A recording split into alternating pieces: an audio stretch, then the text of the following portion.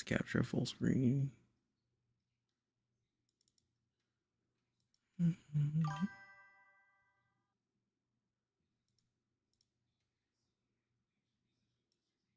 No Man's Sky. Let's change that to no.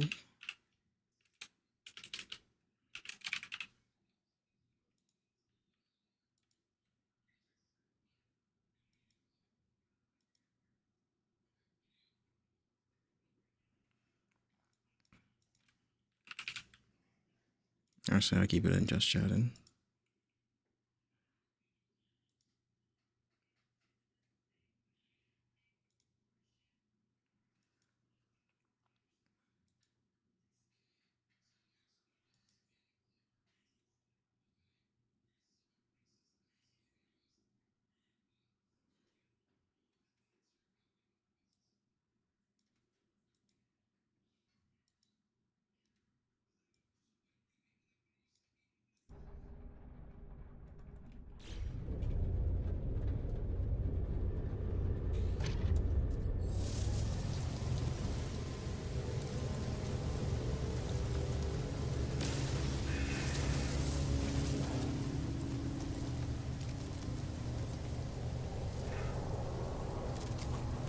Oh, I gotta reach over there.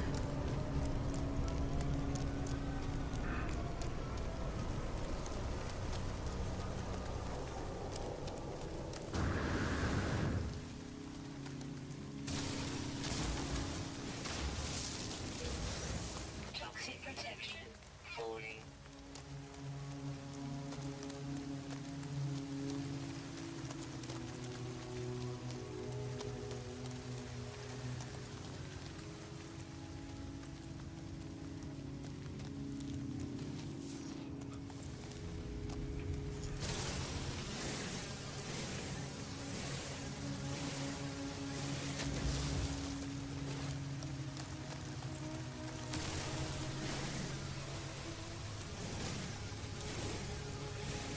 Weather warning. Incoming storm. Oh my god.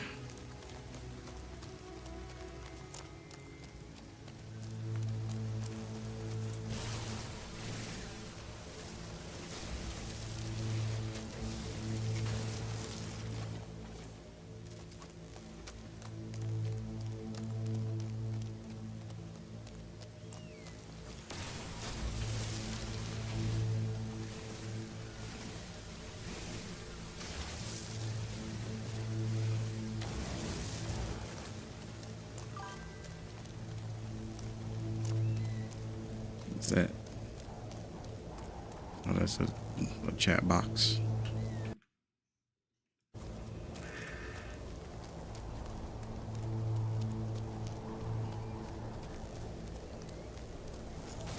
And they spawned me on a shit planet or shit tools, shit everything.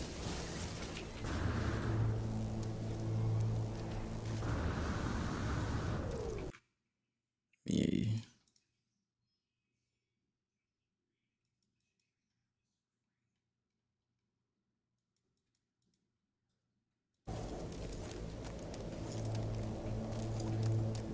Toxic protection falling. Mm-hmm.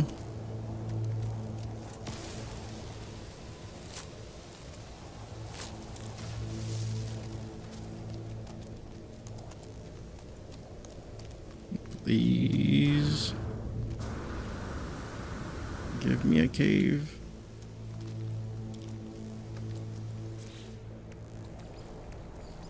Toxic protection falling. Toxic protection falling.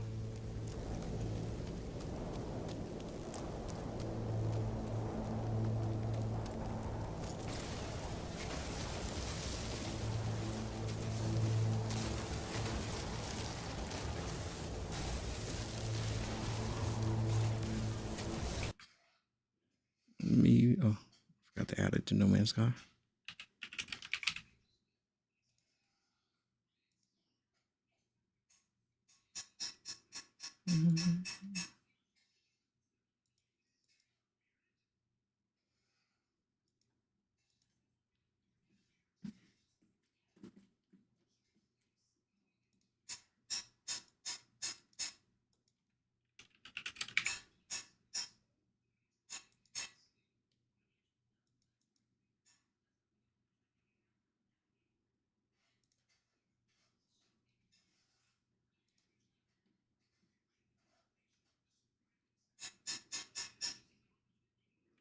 Weather update. Storm clearing.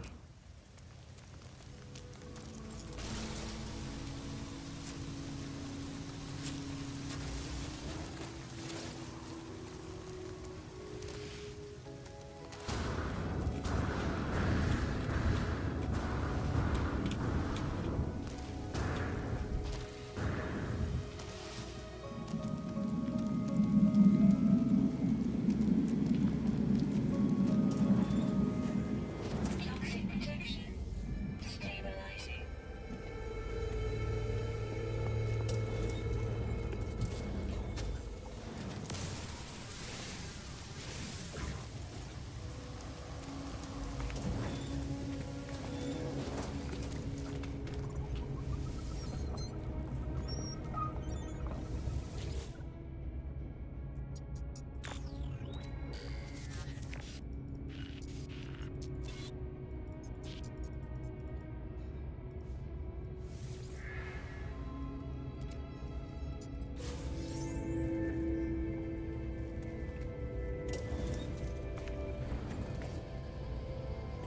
Alright, watch a video in the meantime. Brave.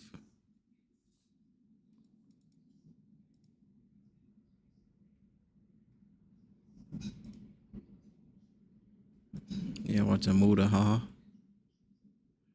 Let me take off my music. I'm not really listening to anything.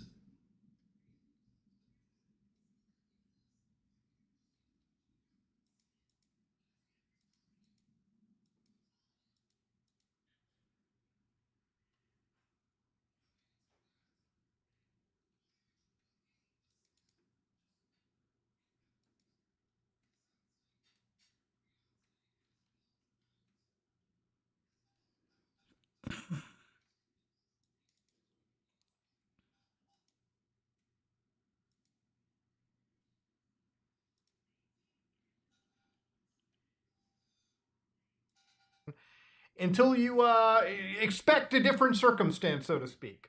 Ubisoft.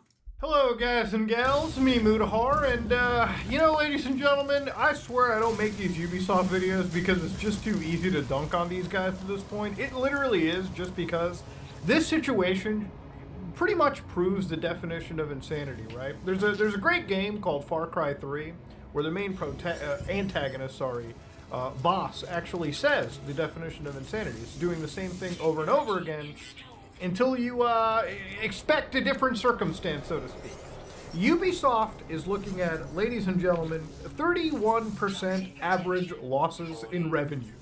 Now, for any company, if you suddenly, saw your business and you saw 30% loss of revenue, you would think, man, maybe, just maybe, I should change what I'm doing because this is not sustainable, right? You would expect that, right? You would kind of think that. You would think that if your revenues decline to under $1 billion, when they usually were above that, you might consider, whoa, I should do something different. No, not for Ubisoft, not at all. So their CEO ended up coming out and basically saying, we've been investing significantly for a big pipeline of products for the coming years along our two verticals. What are their two verticals, you might ask? One is open world games, right? So, when you buy a Ubisoft open world game and it's like, whoa, you get 800 hours of content in Assassin's Creed Valhalla. And then you actually realize, wow, the 15 hours I spent out of the 800 hours were kind of good. The other ones were just me going to every single region, doing the same bullshit quest, and just, padding out game length. And then, of course, the open world games that they release also are padded with time saver packs. Things, microtransactions that double your XP gain. Where Ubisoft basically admits at that point, oh yeah, dude, of course, the game is supposed to be padded out, but you can pay, you can use the ultimate cheat code, MasterCard, Visa, to make sure your game is more enjoyable, your experience is better. Dog, if you're gonna pitch me a time saver pack, a XP pack, that's you as a game developer, as a publisher, admitting to the fact that the game is already padded out. If you believe that you are offering a service that people are going to buy because the game is padded out just so they can save the precious hours of their life. There's a problem somewhere in your actual game design. But of course, the online live service experiences are the second vertical point. And that's where they want to invest into games as a service native experience. Now I want to remind you the live service Dragon is one of the craziest things that a fucking gaming executive, Harvard business degree fuck will chase to the ends of the earth. Now look, I'm not going to say that gaming was always perfect. Okay, gaming back in the day used to suck my dick or something. Gaming back in the day had problems as well too. But I would say there are significantly more impressive games in that 2000 to 2010 era that people fondly remember. Games like Splinter Cell Chaos Theory from the same studio that is now producing dog shit like Skull and Bones, okay? The live service pirate game that is, without a doubt, an inferior version of a game called Assassin's Creed 4 Black Flag, the same game developed by the same publishers, just for the live service world, just for the few people that somehow wanted their pirate game to be maybe 100 times more grindy than they expected. How many people are playing Skull and Bones? I don't have accurate numbers, ladies and gentlemen, but if you just go to the old Steam charts and do the Jaguar math, 94 people as of 40 minutes ago on Steam have decided they want to be pirates in the worst Ubisoft pirate game imaginable. Now, coincidentally, single-player games that are not live service actually end up doing relatively well. I have no doubt that Pirate Yakuza is going to be an amazing selling game. In about 5 days, you know how confident they are on their game? They've actually given out a demo for you to try the game out as well, too. Something that obviously Ubisoft would be allergic to. Most AAA game companies would be like, oh my god, giving people a taste of our slop before they actually end up buying it. Ooh, if they knew how bad the sludge tasted, these pre-order numbers would go down the roof. Goddamn. And of course, looking at pre-orders for things like Assassin's Creed Shadows, this is the first time I've seen where a game that Ubisoft, their flagship game, they're already selling you the first expansion alongside the pre-order. That's how they're trying to get these pre-order sales up to actually provide some semblance of a value, right? They really want these numbers to be on par with stuff they've released in the last few years, even though the game quality has actually, quite honestly, in my opinion, degraded since the last few years. But it's funny to see them try to hemorrhage their way out of it. Now, normally I would look at a situation like revenue loss and say, probably should go back to making decent, good games. But the delusion on display here is something that literally, if Ubisoft is to go bankrupt or shutter its doors this year, okay, literally in 2025, our Lord and Savior, okay, if Ubisoft decided to completely shutter its doors, no one would be shocked, okay? Dog, for the last few years, these people have been chasing the live service Dragon alongside the rest of the gaming industry, like PlayStation, like EA, like pretty much every big AAA publisher, because here's the thing about the live service Dragon, okay? Out of a million duds, okay, those duds being games like Concord, games like Skull and Bones, because I refuse to believe Skull and Bones is a success with a player base, at least on Steam, being 90. If you were to even extrapolate and say, there's probably going to be more players playing on Ubisoft's, launcher. Bro, it's not going to be 9 million players playing on Ubisoft's Connect, okay? I would say on Ubisoft's own launcher, you're probably looking at somewhere around maybe 2,000 maximum, okay? I would say 1,000. That's just me extrapolating, okay? There just cannot be that much of a difference, right? Okay, you just can't. It literally does not seem that way. And I wonder if Ubisoft would ever be comfortable sharing the amount of players that still play Skull and Bones. I've never actually even seen somebody on my PlayStation front, on the Xbox, anybody in my friends list even touch this game. I hadn't even seen anybody in the normie world, okay, actual friends, say, hey man, you want to go home and play Skull and Bones with me? No one's ever said that. It's never been a phrase used in the English fucking language, okay? In fact, for the first time in the Hindi language, in Urdu, I will actually make that statement. That is the first time somebody in that language, you heard it right here, has ever spoken that phrase. No one plays this dog water. Now, the thing about live service stuff is obviously, Ubisoft does make some successful live service stuff, like Rainbow Six Siege. Rainbow Six Siege is a pretty healthy live service game. And, you know, it's one that I kind of play on and off recently. I got back into it about like a week ago, a week and a half, just playing it with my buddies on Discord. We actually all got back into the game. It's still not perfect, but generally speaking, it's probably one of the better things Ubisoft is still putting their money into. But the thing is, for every live service, you know, game that is successful, games like Siege, games like GTA Online, games like Marvel Rivals, which, when done right, okay, meaning that you have healthy amounts of content coming in, you make sure that the game is updated well, it's not ignored, it's not like Season 1 lasts for like 9 months, and then sometimes they just put together Season 2 haphazardly. Everything is a quality drop every single time, or at least as quality can be for a live service game. It does pretty well. You know, games like Marvel Rivals, or games that are being played by millions of people who don't care about Marvel stuff, like me usually. I'm playing the game because it's just an enjoyable experience that is released for free, high quality. And the thing is, Ubisoft believes selling these live service experiences for like $60 a pop, and then expecting these games to come out with absolutely bare bones content and then just promising to add it later on with no real fanfare, expects them to be as successful as Assassin's Creed, or really any of the live service experiences I just mentioned earlier. And when they fail, and this goes for any company, not just Ubisoft, there's just massive like Pikachu shocked face, and they wonder, whoa, this isn't working well? Oh my god, our NFT games aren't selling like hotcakes? Who could have predicted this? I thought the gamers would be all about this shit. And then they just keep chasing this dragon. They keep hoping that at one point they just eventually have like $6 or $7 billion a year generating live service games, and it just keeps growing from there. It really feels like the people that are deciding these like choices, the people that are, you know, poisoning the minds of some of the leadership at companies like Ubisoft, are literally people in the business world who do not care about gaming, who do not understand the art form that is gaming, who don't even understand what a gamer actually wants. You know, games like Kingdom Come Deliverance 2 drop, and it is a pure single-player experience, high-quality single-player experience, and they've already, from my understanding, made their money back and beyond. And it shows you that games that release in a single-player state, even if they're not live service stuff, a high-quality single-player experience, much like even Yakuza that I mentioned earlier, which uses a lot of assets over and over and over again, some could say it's probably how these games end up coming out several times a year. When you produce something high quality, something that's respectful of the player's time, and a gameplay loop that is genuinely engaging because it's engaging, and not just because you're trying to, again, chat GPT the fuck out of your open world to the point where you have 9 million objective markers, and maybe like 4 of them are actually good because a real human being kind of like combed over them.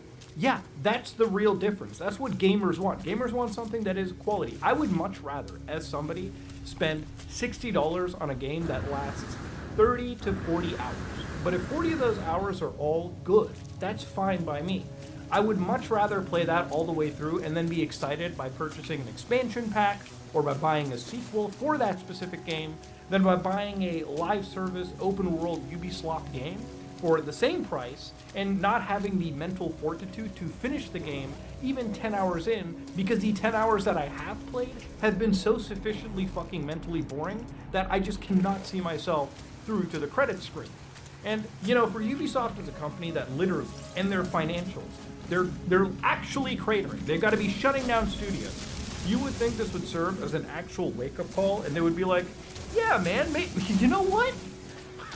Maybe instead of losing money, maybe we should go back to making some really high-quality single-player stuff. Hey, maybe we don't have to spend, you know, $10 billion on a game. Again, hyperbolic here. We don't have to spend, you know, all this money on every single game that we make. It doesn't all have to be a crazy live service or even an open world. Hey, maybe we could make like a Splinter Cell game that has, you know, 15 levels in it, 10 levels in it maybe. But all those levels are good, replayable, something that captures what gamers really enjoyed from this franchise. And then we can sell that. See, we didn't even spend billions of dollars, so if this game doesn't sell as much, it still goes past a certain threshold for us to be in profit.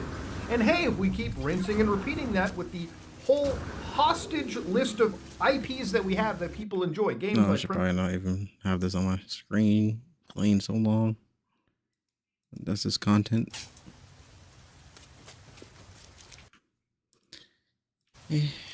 I've already played too much of it.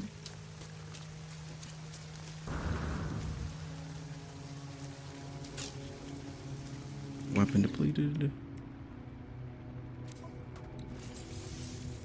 Technology recharge. Just realized that I'm just playing the video and listening to it like I usually do when I'm in more free time. Just playing the video, play a game, and kill it an hour.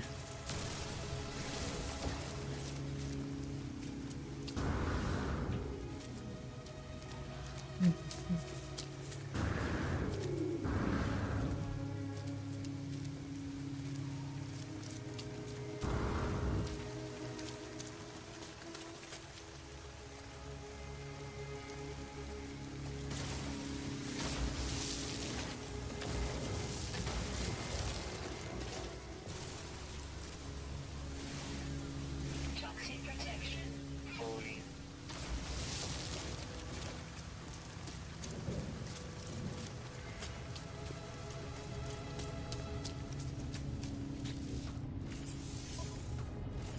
Component repaired. Technology repaired.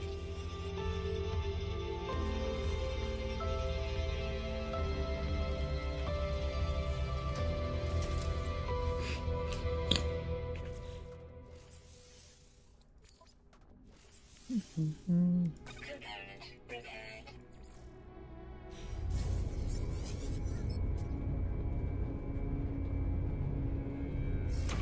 How did I get the pure ferrite?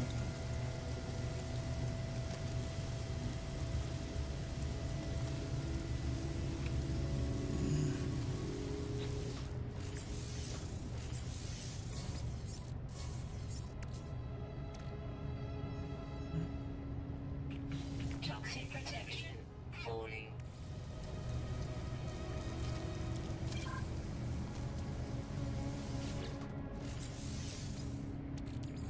Technology recharge. I'm gonna assume I put ferrite in there. That makes pure ferrite. Yep.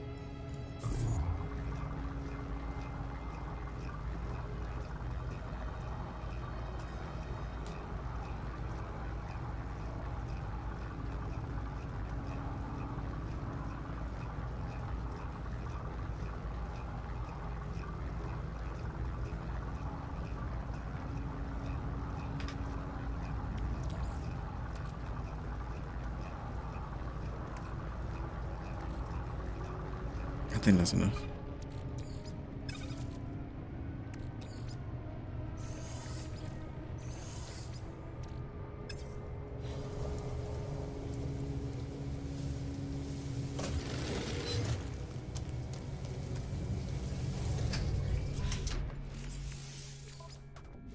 Component repaired.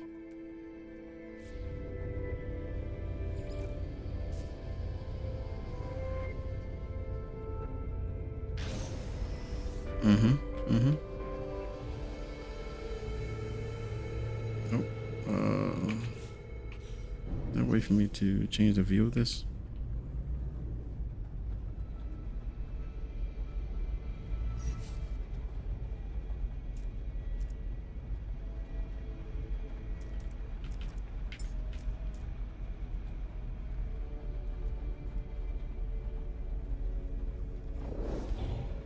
It's better.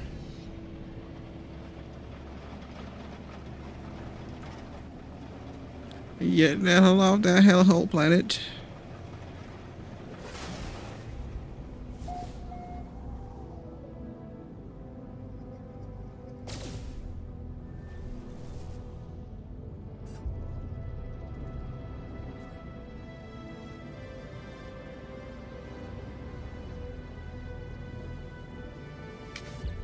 It's not gonna reach assumption. Controls.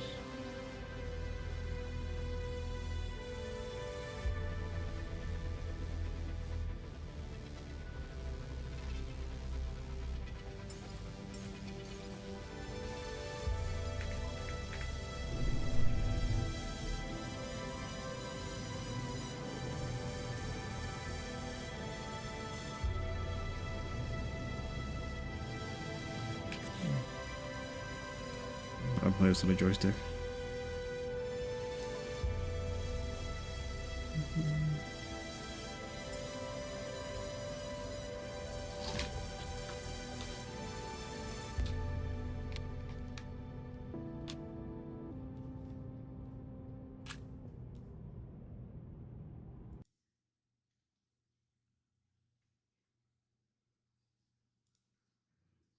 Let's remote play.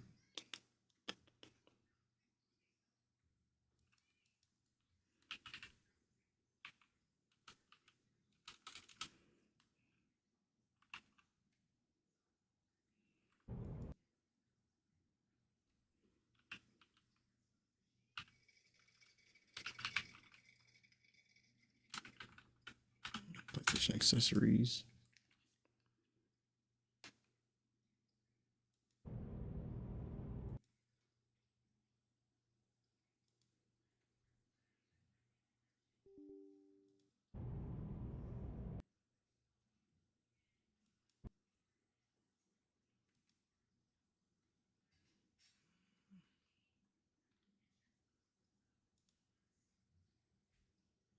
Fix that. I don't want to see PC looks like.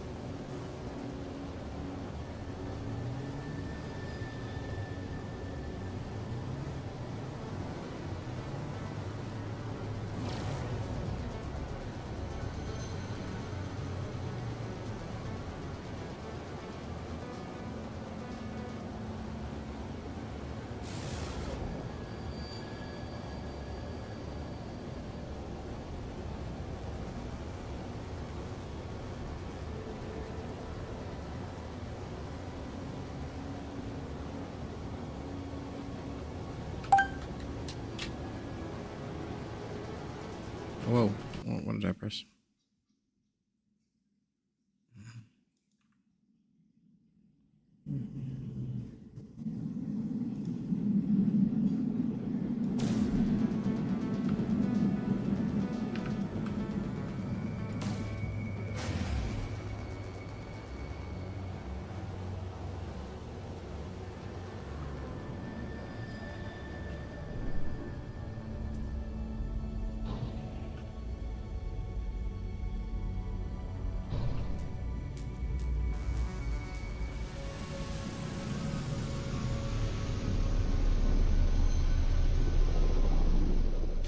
Yet another hellhole planet.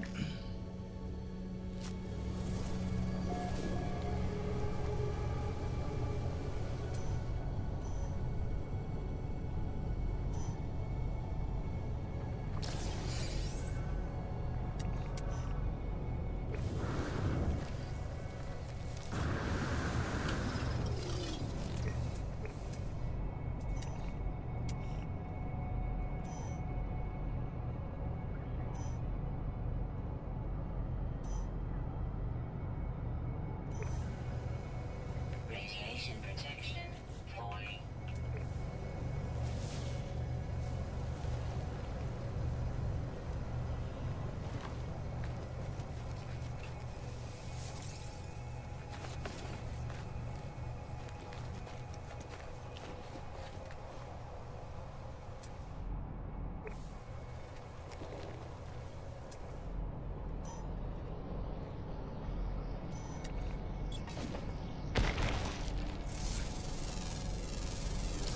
Received. Units received.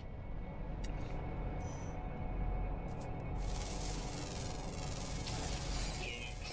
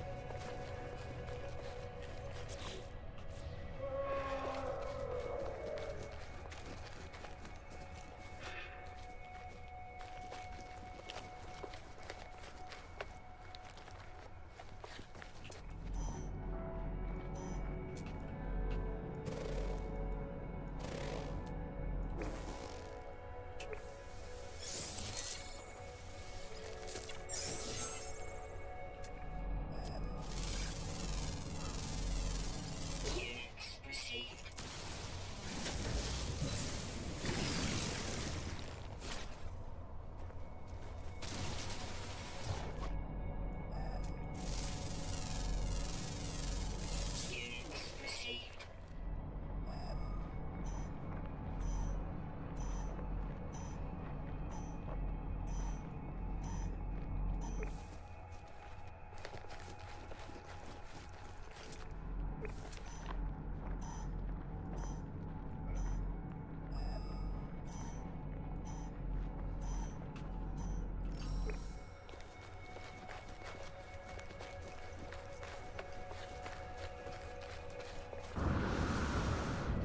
What do you want?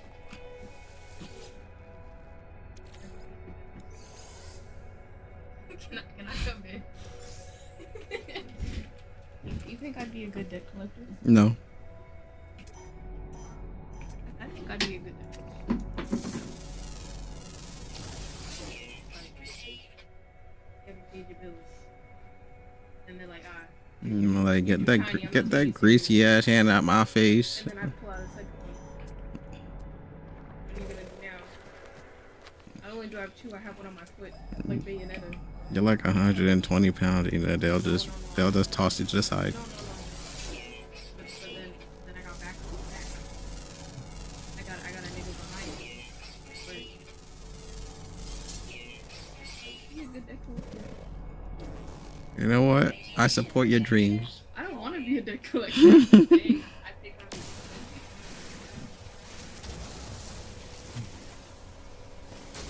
Let me stand up actually, since you're just coming in here.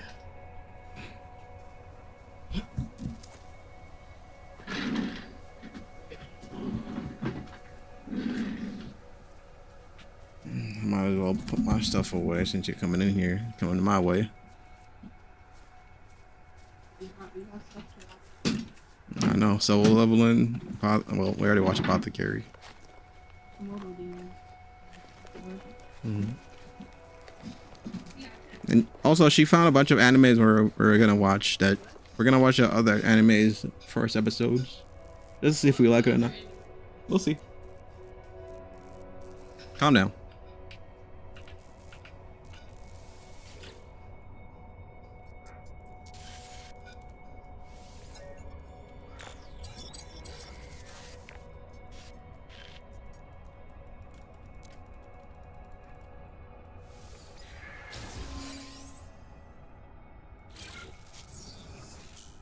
Terrain manipulator.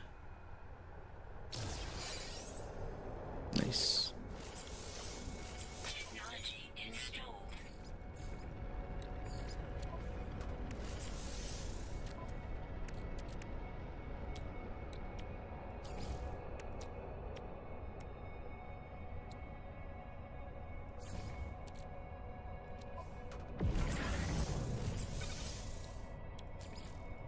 I need two of them.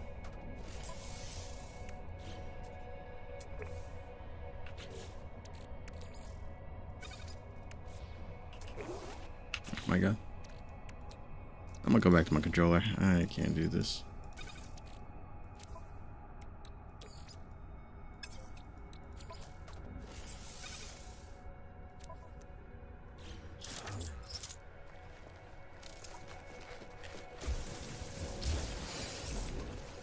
Radiation protection falling.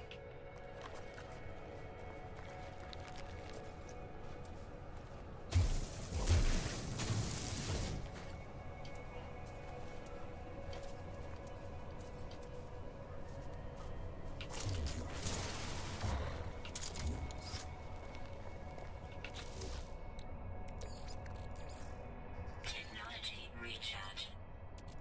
Technology recharge. Can I call my ship?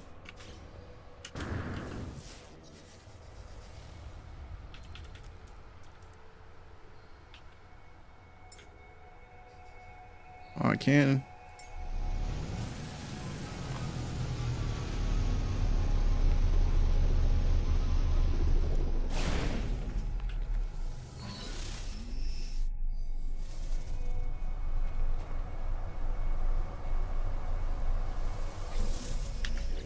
Since I saved that, let me exit. Radiation protection falling. Difficulty.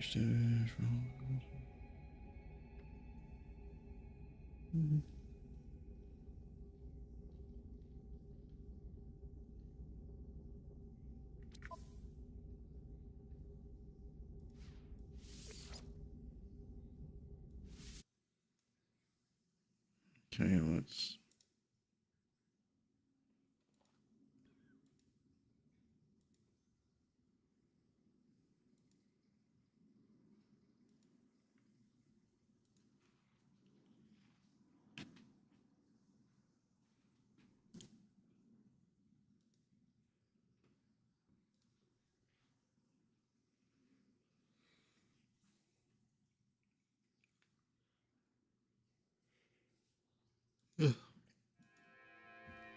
Let's see if this works actually.